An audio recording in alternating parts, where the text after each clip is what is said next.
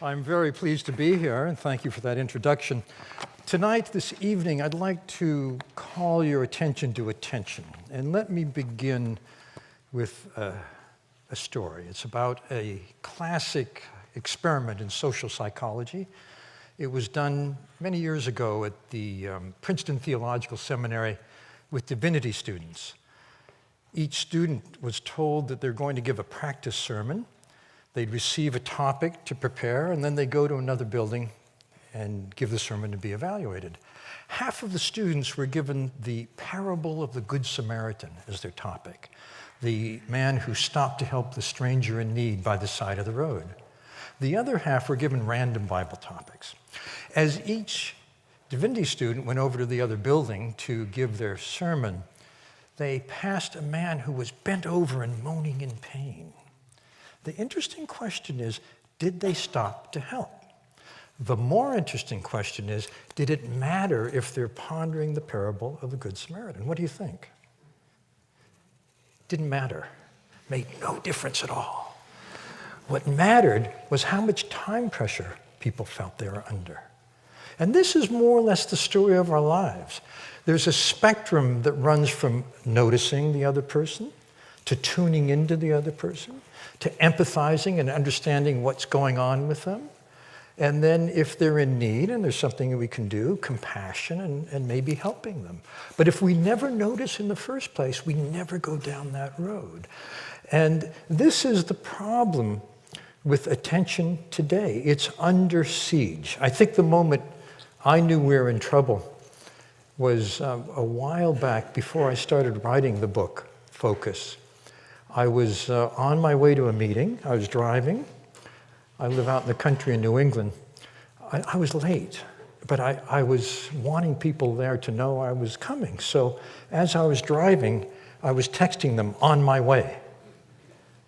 That's rather horrible because it turns out, as I read not very long after that, that texting while driving is the same as drinking while driving. It's really bad. In fact, in my state, it's outlawed now. Another thing I've noticed is when I was writing the book, I'd be kind of on a riff, really in flow, writing well. Then I'd have to look something up. So I go to Google Scholar. I love Google Scholar because it gives you access to the academic database. So I open my web browser, and my web browser presents me with the news of the day. And I'm a news junkie. So all of a sudden, I start reading news stories, and before I know it, I've been lost. 15, 20 minutes has gone by before I realized that, oh, I was supposed to be looking that up. And today, we're all in the same boat, in that the tools that we use, our computer, our phone, and so on, are also devised to interrupt us, to seduce us, to draw our attention from this to that. And usually under that is trying to sell us something, a pop-up ad or whatever.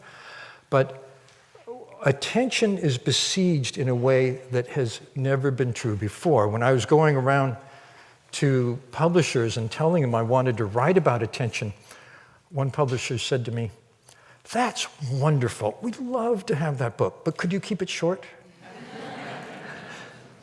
So what happened to us? In 2007, Time magazine, a major American publication, had a small article that said there's a new word in the English language. The word is pizzled. It's a combination of puzzled and pissed off.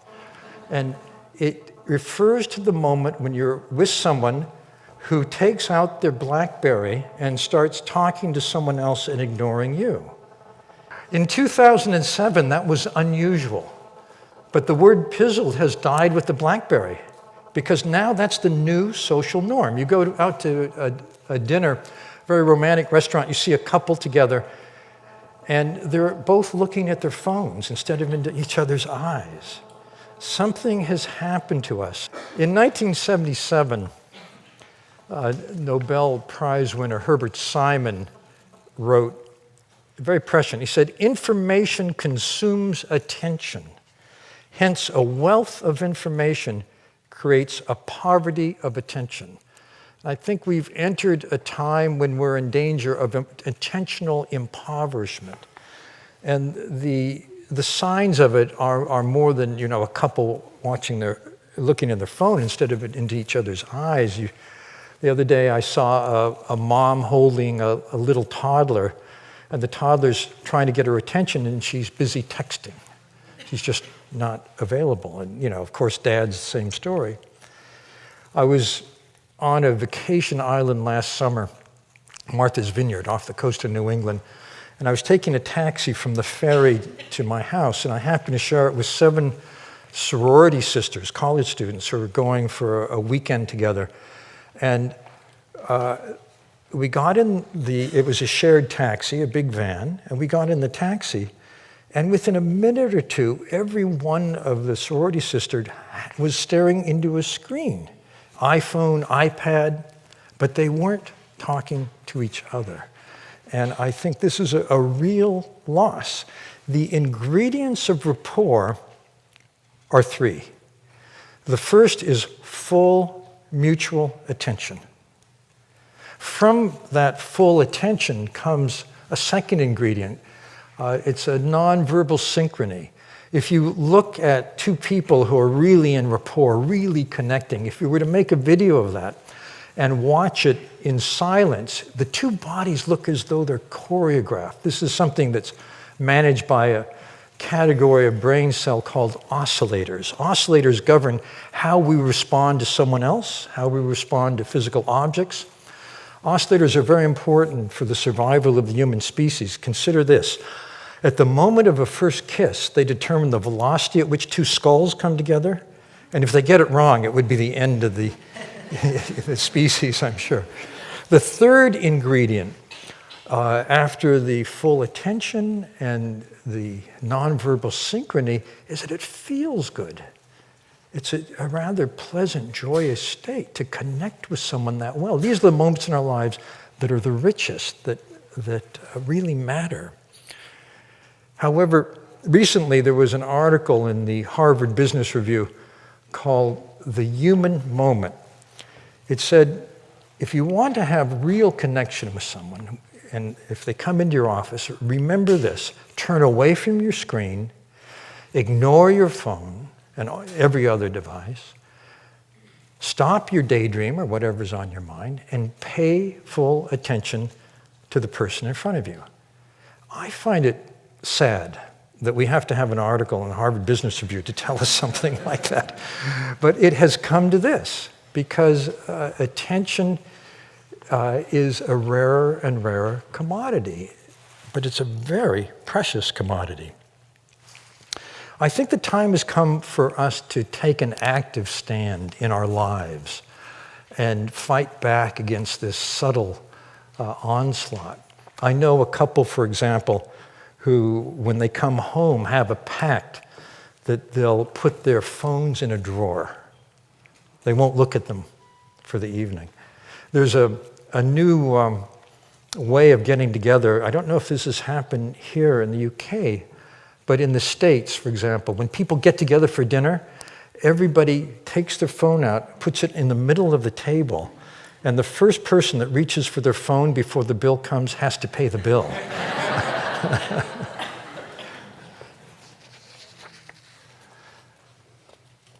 Now, there's not just one kind of attention. There's several varieties. The most obvious is selective attention, when we focus on one thing and ignore others. There are 2 main kinds of distractors, 2 general classes. One is sensory distractors. So if you're looking at me, you're probably not noticing this whiteboard here, right? That's relatively easy. The tough one is the second category. It's emotional distractors. Our emotional distractors are extremely powerful. They're thoughts about that conversation that didn't go so well, the tiff I had with my partner this morning, mostly relationship concerns, things that have upset us. So the more focused we are, the better we do at anything. It's rather obvious, but for example, a test of concentration among athletes predicts how well they'll do the next season. That's rather straightforward.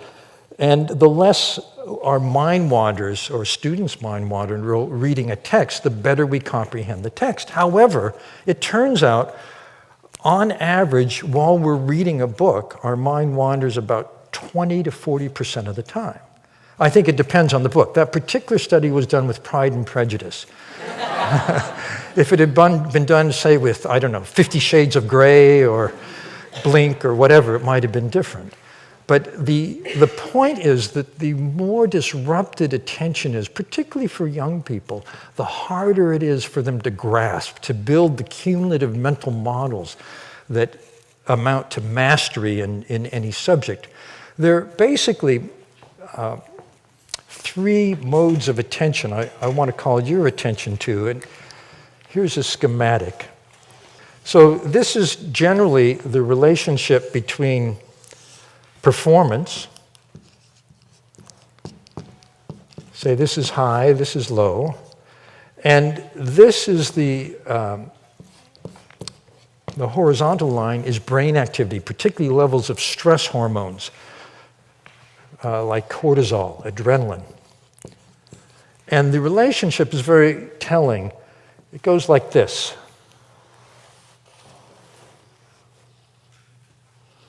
It's an upside-down U. And the highest performance is when attention is absolutely 100%, maybe 110%. It's been called flow. Flow was discovered, for those of you who don't know about it, by researchers who asked people in many different domains of expertise, basketball players, ballerinas, neurosurgeons, tell us about a time you outdid yourself. You were absolutely at your best. Even you were surprised. And no matter what the domain was, people were describing the same phenomenological state. And one of the characteristics of the state is that attention is utterly absorbed. There was a neurosurgeon who said, I had to do a surgery, an operation that I didn't really know if I could. It was so difficult. But I did it superbly. I was really surprised myself. At the end of the surgery, I looked around and I saw some rubble in the corner of the operating theater. I said, what happened? They said, while you were operating, the roof caved in over there, and you didn't notice. It's that kind of attention. It's unbreakable. It's also a state where your skills are called upon at the utmost, and whatever the demand is, you can meet it. You're very flexible, very adaptable. And very tellingly, it's a state that feels good. It's like rapport. Rapport is mutual flow, interpersonal flow. So that's when focus is 100%. When you have too much to do, too little time, too little support, when you feel overwhelmed, you're down here. And the stress hormones are at their highest. You're in a state which was called recently in a scientific journal, actually the journal Science, in an article was called The Neurobiology of Frazzle. I don't know if you're familiar with frazzle. I've been there many times. It's constant stress. And here the problem is you can't stop thinking about what's upsetting you, what's stressing you. You're not focusing here. You're not focusing on the task at hand. You're focusing on what's upsetting you, and that's the power of emotions. Emotions take over attention. They guide attention, and if they're too strong, then you'll never get up here. Over here, performance is low because people are undermotivated, disengaged. This is a huge problem, disengagement in the workplace.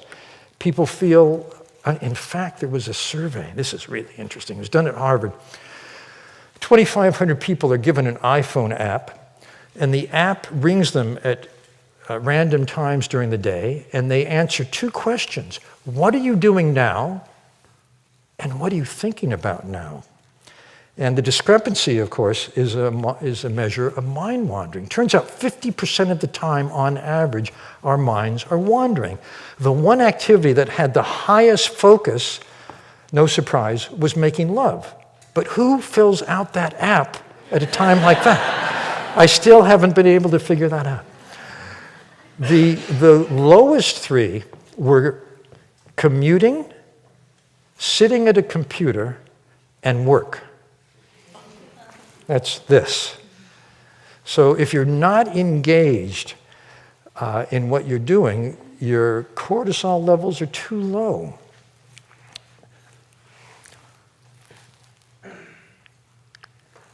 So I've been talking about focusing as though it were the only valuable kind of attention.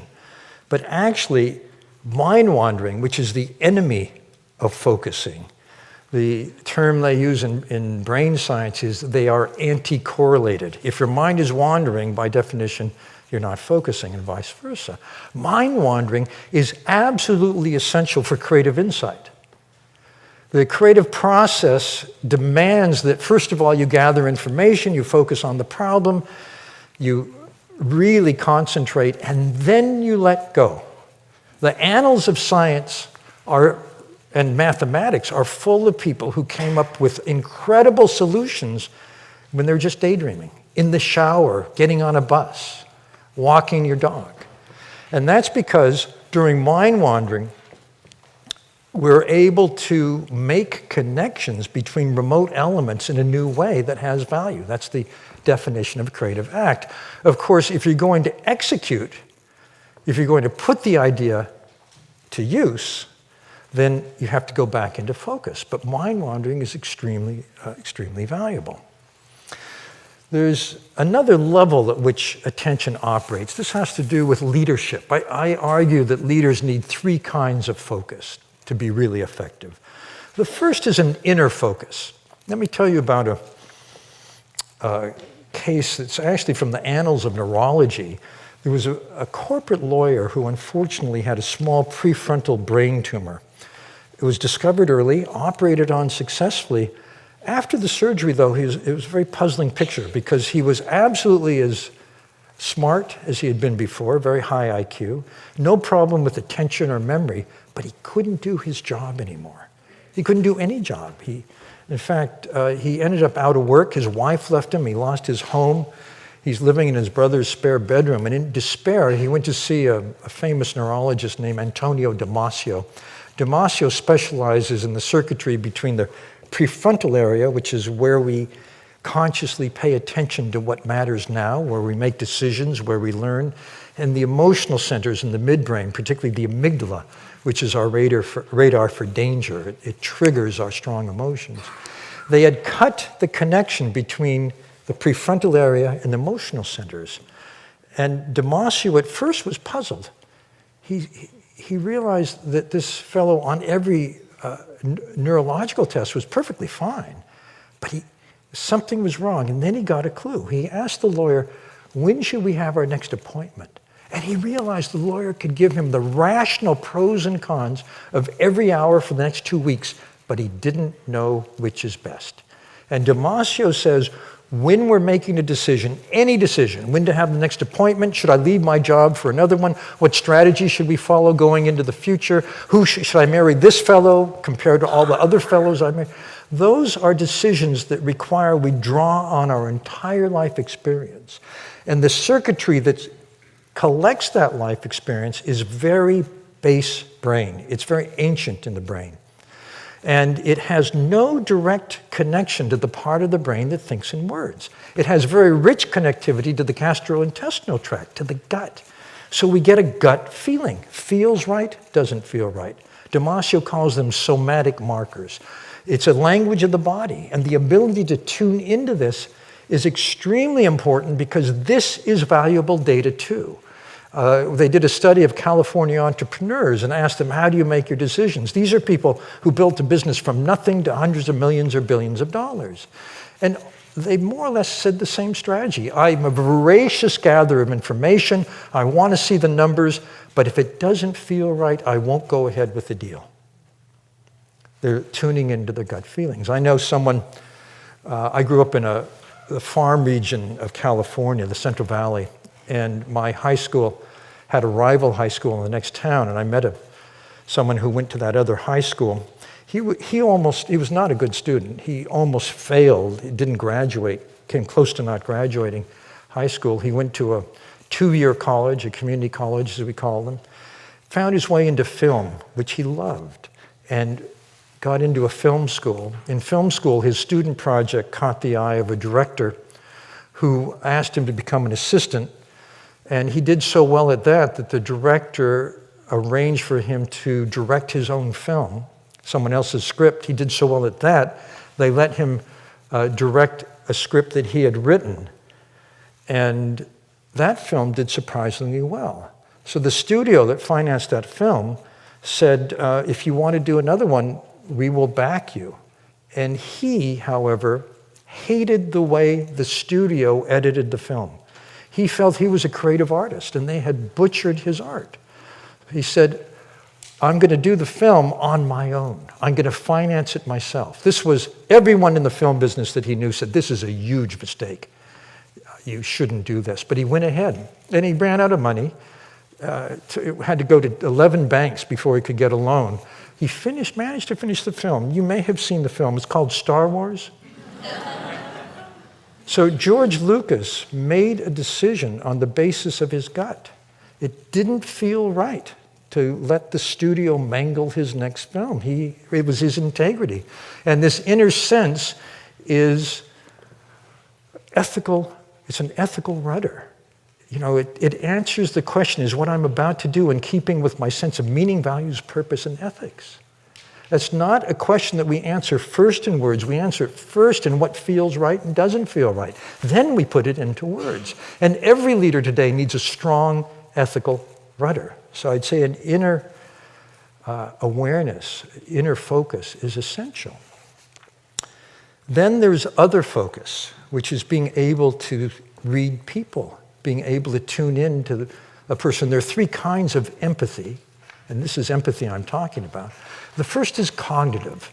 Cognitive empathy means I understand how you think about things, your mental models, how you see the world. What that means is I'm able to communicate with you in terms you really understand, you really resonate with.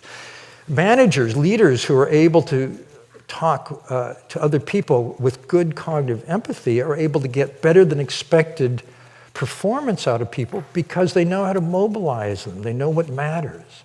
Then there's emotional empathy. Emotional empathy is an immediate felt sense of what's going on in the other person. And this is absolutely essential too. If you only have cognitive empathy and you don't have emotional empathy, you'll miss the mark. The third kind of empathy is very important too. It's empathic concern. Not only do I know how you think and how you feel, but if there's something you need and I can help you with, I'm predisposed to help. The leaders who have the most loyalty, who people love working for, have all three kinds of empathy. There's an article in the Harvard Business Review called Leadership Run Amok. Leadership Run Amok is about people who may have cognitive empathy but lack the other two. These are leaders who are very good at hitting the target, for example, but don't care about what happens to the people that they manage. They have no feeling for them, and so they demoralize people, or people are ready to leave if they're able. The third kind of focus is outer focus. This is very important, for example, in formulating strategy. You need to understand the ecosystem within which your organization operates. You need to be able to sense what's going to work, what we'll need to do in the future, and so on. And for that, you need a kind of systems view, big picture thinking.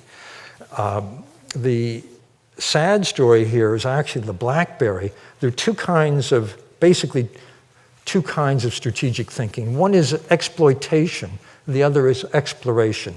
In exploitation, you take a product or a brand that's worked very, very well, and you fine-tune it, you tweak it, you keep making it better because it keeps working for you. That's what BlackBerry did. The danger is if you don't also explore. Exploration means you look widely, you see what's happening, where things are going. You do R&D, you try to come up with the next new thing. And they failed to see, for example, Samsung. They failed to see what the competition was doing. If you don't have an inner focus and an other focus and an outer focus, the danger is being rudderless, clueless, or blindsided.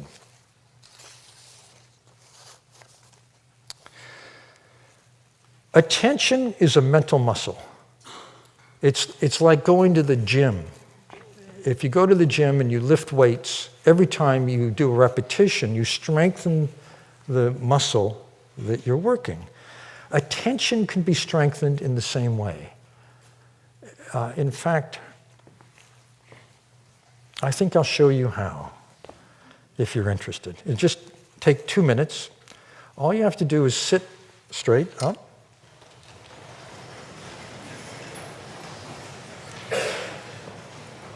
Close your eyes and bring your attention to your breath. Don't try to control your breath. Just watch your breath. Observe it. Try to sense it coming in and out, maybe your nostrils. And watch every breath. The full in-breath, the full out-breath. Start over again with the next breath.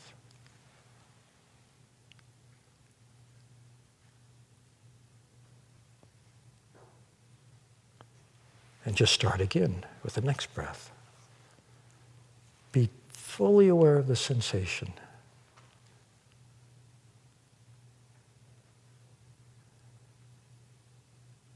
And if you find that your mind is somewhere else, bring it back again and gently restart.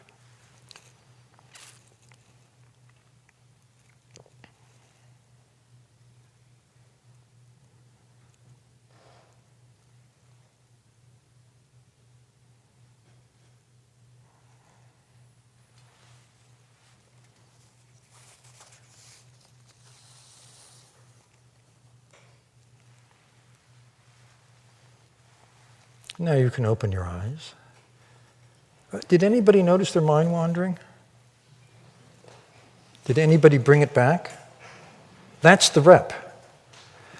Actually, the exercise is not keeping your mind focused. The exercise is when it wanders, bringing it back. That's what strengthens the connectivity in the attentional circuitry. This is a study that was done at Emory University. And this is a basic muscle of mind. What's interesting to me is that we don't exercise it, typically.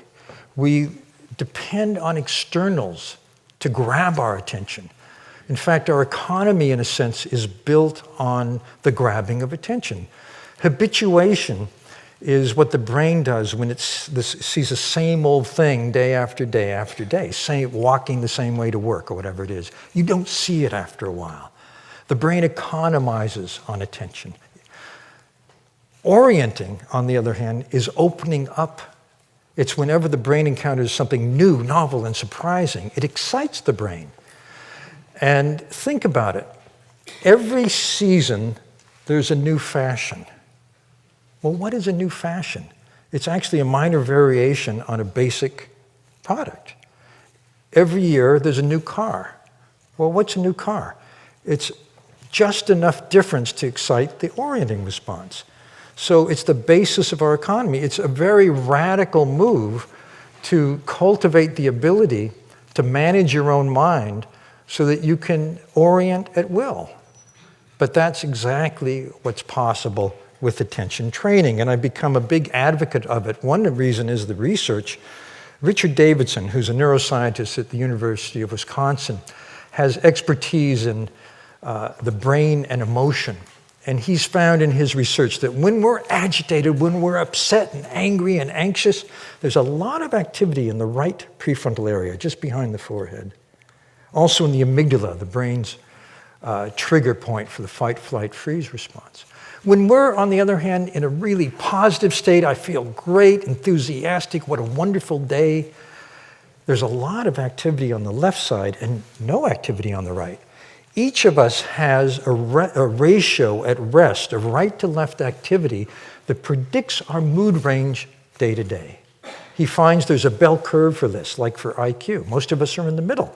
We have bad days, we have good days. If you're very far to the right, you may be clinically depressed or clinically anxious. If you're very far to the left, you're very resilient. You bounce right back from setbacks. So Davidson paired up with a fellow named John Kabat-Zinn, who has made mindfulness, as he calls it, very popular, for example, in the medical sector as a way to manage chronic conditions. And also, in the States, at least in business recently, a lot of businesses are bringing it in. And it's more or less what we just did. Davidson and Kabat-Zinn went to a biotech startup, a 24/7, high-pressure environment, and they taught people how to do mindfulness, which is more or less the exercise of watching the breath. But they did it 30 minutes a day for 8 weeks. What he found was that before that, people's brains were tilted to the right. They're pretty hassled and stressed. After 8 weeks, 30 minutes a day, they were tilting back toward the left. And what's very interesting is people spontaneously started saying, hey, I'm starting to enjoy my work again. I remember what I love about this job. In other words, the positive mood was really making a difference. There's one reason that businesses are bringing it in. I myself feel that it's not we adults who are most in need of paying attention to attention in this way. I think it's children, because childhood has changed. Childhood has changed as a side effect of this onslaught of the digital world into our personal universe. I was talking to an 8th grade teacher who was complaining about how kids now are texting in the States. I don't know about here. Texting has overcome phone calls among teenagers as a preferred way to connect. There are kids who will send 100 texts a day to their friends. And that's not unusual. She said, for 20 years, I've been teaching the same book to my 13-year-olds. It's Edith Hamilton's Mythology. And she said, in the last 2, 3, 4 years, my students are starting to say they're having trouble reading this. It's a little too hard. And she attributes it to a loss of ability to comprehend because of this constant distraction. I saw a kid, maybe 9 or 10 years old, riding a bicycle and texting while he was riding. Can you believe that? Luckily, it was in the country, on a country lane. The reason I'm worried about children is that the brain is the last organ of the body to become anatomically mature. It starts growing from birth, and it actually doesn't finish until the mid-20s. During that time, the principle of neuroplasticity is extremely important. Neuroplasticity says that repeated experiences shape the brain. Use it or lose it is another way of saying it. If a child has an experience, for example, of empathy and another experience of empathy, the circuitry for empathy grows. If a child has the experience of paying full attention and ignoring distractors, which is what we just did, the connectivity for that circuitry grows. And children need this in order for their brains to develop well. When we see a child grow and go through different phases of childhood, what we're seeing are the external signs of brain growth. And I think it's incumbent on us to help children shape their brains in the best way. I was in a classroom of 7-year-olds in Spanish Harlem in Manhattan. Spanish Harlem is a very impoverished place. The children there live in housing projects, and the projects are pretty dire. One child came to class, the teacher told me, and was a little shaken. He'd just seen somebody shot. And the teacher said, how many of you know someone who's been shot? Every hand went up. It's that kind of childhood. It's a very tough place. And I happened to be there to watch something called Breathing Buddies. Every day, this classroom, all the kids have a session where they go to their little cubbies and they get a favorite stuffed animal and they lie down on a rug on the floor. They put the animal on their belly and they watch it go up with the in-breath and down when they breathe out. And they count 1, 2, 3 on the in-breath, 1, 2, 3 on the out-breath. And they're doing exactly what we just did. They're strengthening the capacity, the mental muscle of attention. There's something else, there's a twofer here, because the same circuitry also calms stormy emotions. The ability to manage emotions is inextricably linked with the ability to pay attention. And the teacher said, one day because of a scheduling problem, we had to skip this, and the class was chaotic. The class was chaotic. So it makes a huge difference for these kids. I've long been an advocate of what's called social emotional learning.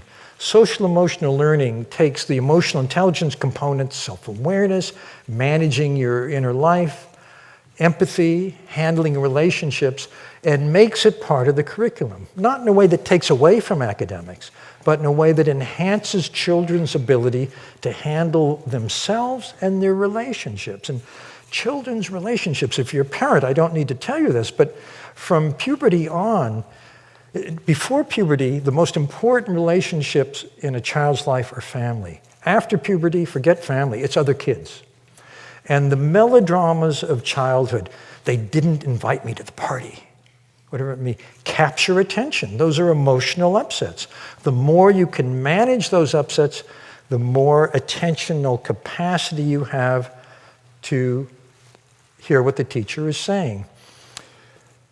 One of the things they do in these classes, in these programs, I've seen this in New Haven in a neighborhood very similar to Spanish Harlem. There's a poster on the wall of every classroom. It's a stoplight, a traffic light, red light, yellow light, green light. It says, when you're upset, remember the stoplight. Red light, stop, calm down, and think before you act.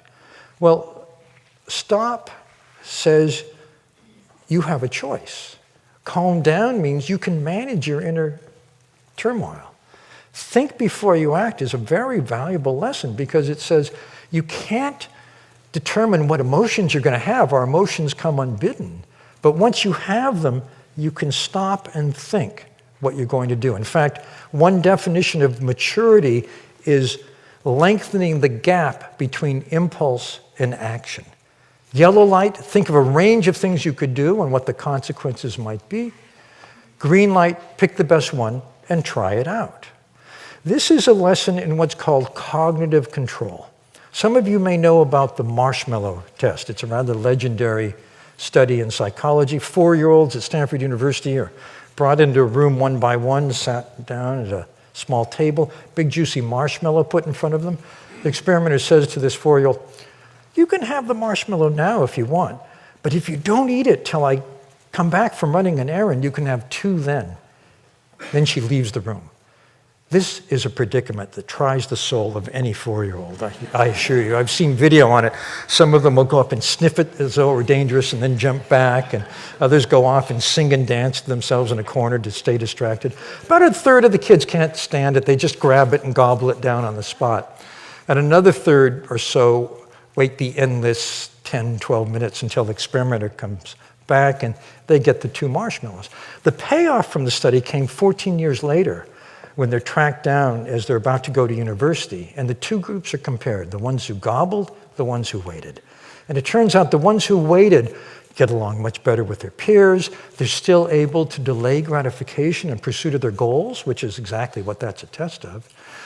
And this was a surprise. On the American University Entrance Exam, the SAT, which at that time had 1,600 total points, the kids who waited had a 210-point advantage over the kids who grabbed. This is really interesting because these are all children of parents at Stanford University. These are high IQ, high-achieving families. So what's going on? The difference seems to be that if you're not able to manage your impulse, and mind wandering is kind of a microcosm of that, then you're going to be more upset, you're going to be more emotional, you're not going to be able to pay attention to what the teacher is saying, so you can't learn as well. There was a study done just a few years ago in New Zealand. Every child in a city in New Zealand who was born over a course of a year became part of the study. From ages 4 to 8, they were rigorously tested on cognitive control, many different measures, including the marshmallow type test. And then when they're in their 30s, they're tracked down again. And it turned out that cognitive control, the ability to keep your mind here or bring it back when it wanders, was a better predictor of financial success and health in the mid-30s than either IQ or the social economic status of the family you grew up in. It's a completely independent factor. In fact, the people who did the study argue that we should be teaching this ability to children in order to level the playing field. So this is becoming part of social emotional learning. Social emotional learning, though, also means being smart about your relationships. So here's something that happened in New Haven among 11-year-old boys. They're going to play what we call soccer. I think you erroneously call it football here, is that right? So these kids were three boys going to play soccer. The first kid is kind of pudgy, not very athletic. And the two kids behind him, very good at soccer, very athletic, and they're making sarcastic remarks to this first kid. And one of the other kids says to this first kid, the big sneer, "Oh, so you think you're going to play soccer?" And the pudgy kid stops, takes a deep breath as though to brace himself for the confrontation ahead. This could easily lead to a fight in the school. Turns around and says, "Yeah, I'm going to try to play soccer. I'm not very good at it. What I'm good at is art. Show me anything, I can draw it really well.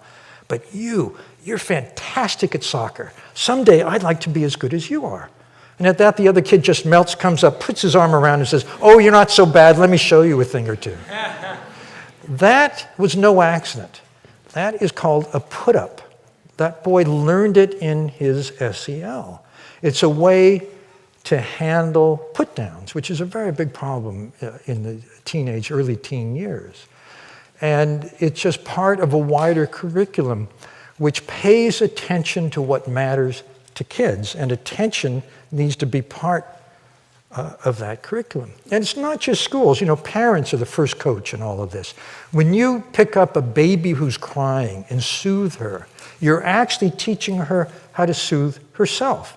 When you point out to a toddler, you know, when you did that, it made your friend feel bad, that's a lesson in empathy. So it's, you know, the lessons in attention, in emotional intelligence, start very, very early in life. But I think we've got to get better at it. One reason is that kids are being exposed more and more to influences that aren't so great. I don't know if you know anyone, any youngster who likes video games and spends hours at them. Maybe it doesn't happen here in London, but it's a big problem worldwide. And the data on video games is rather mixed. For one thing, they actually do enhance some aspects of attention. If you're a kid who likes to play fighting games, you know, battle games, and you have to be constantly on the lookout for the enemy who might pop up and kill you, it's very good for enhancing vigilance. You could be a very good air traffic controller, for example. However, it also means that if a kid happens to bump you in the hallway, your first thought is that he has a grudge against you. You get a bias toward hostile attribution. So the video games that we have now are rather mixed, but there's a new generation coming along which is using findings from cognitive science. There's one called Tenacity that I had my 4 grandchildren play, ages 7 to 13 at the time. In Tenacity, you have an iPad. Every time you breathe out, you tap the screen. On the 5th out-breath, you tap it twice. If you do that, you get a visual reward, you know, flowers blooming in the desert. As you do it more and more, it gets harder and harder. So basically, what it's doing is training attention, but in a way that keeps the attention of kids the same way that all the other video games do. There are other things that we could be using. You know, the media generally, and I say this as a reformed journalist, the media gives us a very toxic view of the world. Most of the news we get is about disaster, threats, horrible things happening to people. It's news for the amygdala. The amygdala is a very primitive part of the brain that wants to know what are the dangers. However, if we were to take on any given day all of the acts of kindness performed around the globe, A mom feeding her kid is an act of kindness. And we're to put it on one scale, and then we're to take all the atrocious acts and put them on another scale. The acts of kindness would far outweigh those of meanness. But we don't get that sense of the world looking through a media lens. But we can use the media better. One example I like is Sesame Street. If you have a toddler, have had a toddler, you may have watched Sesame Street. Sesame Street, I found when I visited Sesame Workshop, is actually a very sophisticated operation. The day I went there, the script writers were meeting with 2 cognitive scientists. They're actually meeting about cognitive control, because Sesame Street segments turn out to be lessons based in science, wrapped in entertainment. One of the things that segments that aired this season is the Cookie Connoisseur Club. I don't know if you're familiar with Cookie Monster. Cookie Monster is one of the stars of Sesame Street, and he loves to gobble cookies. But Alan, who runs a store on Sesame Street, decided to start a Cookie Connoisseur Club, very much like a wine connoisseur club. In the Cookie Connoisseur Club, you take a cookie and you study it to see if there are imperfections. Then you sniff it for aroma, and then you take a nibble to taste it. Cookie Monster, of course, was dying to get into the club. So Alan gives him a cookie, and he instantly gobbles it down. He can't restrain himself. So Alan tells him, in this club, we're going to try all kinds of cookies. So if you don't gobble it down, I can let you into the club, and you're going to be able to eat many, many different kinds of cookies. That does it for cookie. So that's a lesson. This is a show that is loved by 2 to 4-year-olds. And 2 to 4-year-olds learn largely by modeling. So what's happening with Cookie is that the kids are learning a lesson in cognitive control. And I think the more of that, the better. So let me finish by telling you about a smart use of positive emotion, of being able to manage our own internal world, of that inner focus. There is a remarkable man named Matthew Ricard. He's written some books on happiness. He's French. He has a doctorate in cell biology from Pasteur Institute. His mentor there actually won a Nobel Prize for the research they're doing. But after graduate school, he made a startling decision. He decided he'd give up science and go to the Himalayas, become a monk, and meditate for the rest of his life. He's been called, I think by his publicist, the happiest man in the world, because he's been studied by scientists, and on this right to left ratio, he's very far to the left. There's a scientist named Paul Ekman, who's the world's expert on the facial expression of emotion. Paul is the keenest observer of the face as a revealer of what you're feeling. He's a very dangerous man. I once was walking down the street with Paul on the way to a meeting that I was conducting, and Paul was telling me about a system for training people to get good at this that he had just developed. And as he was telling it, we're getting to the meeting hall, and I thought, this is really interesting, but I hope he wraps it up. I've got to think about what I'm going to do in the meeting. At that moment, he says to me, and if someone had studied the system, they'd know you're getting a little angry with me right now. This is why Paul is so dangerous. Paul was interested in emotional contagion. He wanted to know what would the effect be of someone like Matthew, who was very, very upbeat, on someone who was quite the opposite. So Paul did a quiet phone survey of the faculty at the university where he teaches, asking who is the most abrasive, difficult, confrontational member of our faculty. Oddly enough, everyone agreed who that was. So he calls Professor X. He says, in the interest of science, would you take part in a scientific experiment? And the professor's delighted. He said, sure, I'd be happy to. As the day drew nearer and nearer, he started making demands which became increasingly outrageous. And so they had to dump him and go with the second most difficult professor. And the experiment was they're having Matthew and the professor have their physiology measured, and they're going to have a debate. The debate is on the premise that the professor should do what Matthew did. The professor had a very influential, secure, well-paid, tenured position, but the premise of the debate was that he would give it up and become a monk and go to a hermitage for the rest of his life. At the beginning of this debate, the physiology showed he was really agitated at the thought of that. Matthew was totally calm. So as the discussion starts, Matthew stays absolutely calm, and the professor gets calmer and calmer and calmer. By the end of 15 minutes, he's having such a good time, he doesn't want to stop the discussion. So our emotions are contagious, for better or for worse, particularly when we pay full attention to each other. I once was waiting for a bus on a very hot, humid day in New York City in August.